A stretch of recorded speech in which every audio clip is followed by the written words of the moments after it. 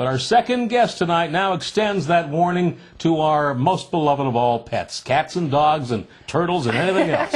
John Clifton, publisher of the Canine Cancer Monthly, is also the author of Stop the Shots, Are Vaccinations Killing Our Pets? Welcome, John. So, are vaccines as dangerous to our pets as they are for us?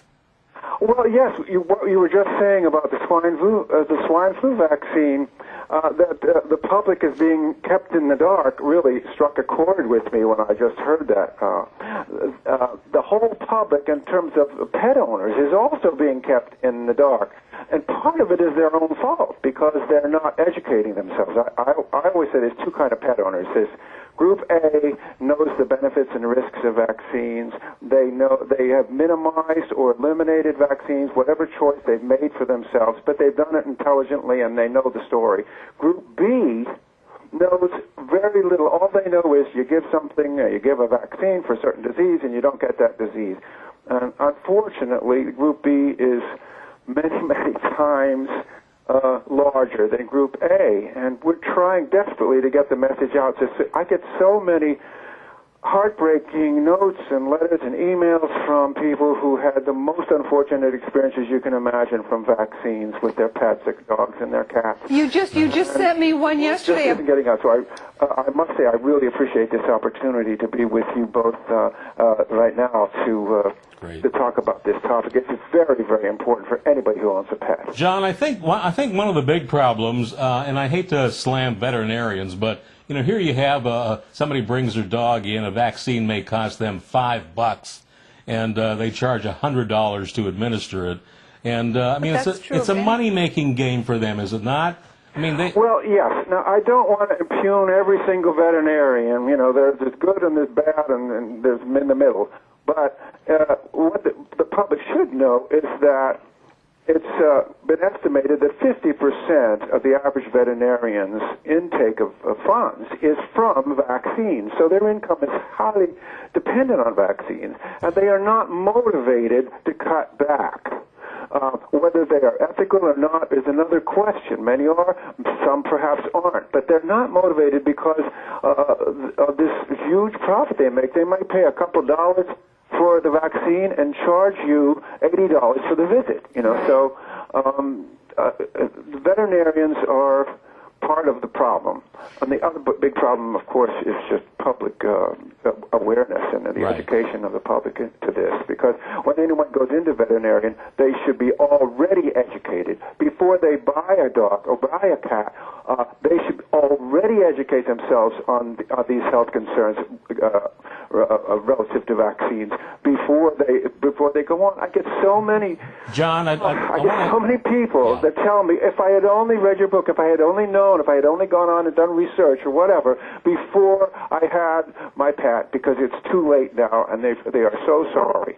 John, do you feel that your dog Sparky died from having a vaccination? Well, that's one of the problems is it's very hard to tie the cause and effect together, because often the effect is many, many years after the vaccine. But what you can do, and there haven't been any definitive studies that just absolutely prove this, this cause and effect. But there is so much information that is overwhelming that you must take it into account. There was a study done in England a few years back they just took dogs and it was just dogs, and they took the diseases. They looked at the diseases. They just went to dogs that had diseases, and they found out when their latest shot was, and almost all of them had a shot within the last 6 months. And it varied from disease to disease. There's one disease, leptospirosis, which is a disease kind of the liver and the kidney. It's a very bad disease. You don't want your animal to get it. In that particular disease, every single case had a shot within the last 6 months. So, I mean, what are we talking about here? I mean, there's no definitive studies, but the evidence is there. It's abundant, and people should be aware. Hey, John, Kate and I are dog people, and the thing that we've noticed over the last 20 years is so many people that have dogs, the dogs have died of tumors and cancers. And I don't remember this when I was a boy. Do you? No, and it's strange. In New York State, where I live, they did took some data a few years back, and actually the cancer is growing by about, I can't remember the exact percentage. Let's say it's 3 or 4 or 5%, something like that, every year in New York State. But yes, the air is getting better, the water is getting better, people are eating better food, they're giving food to their, so something is causing this,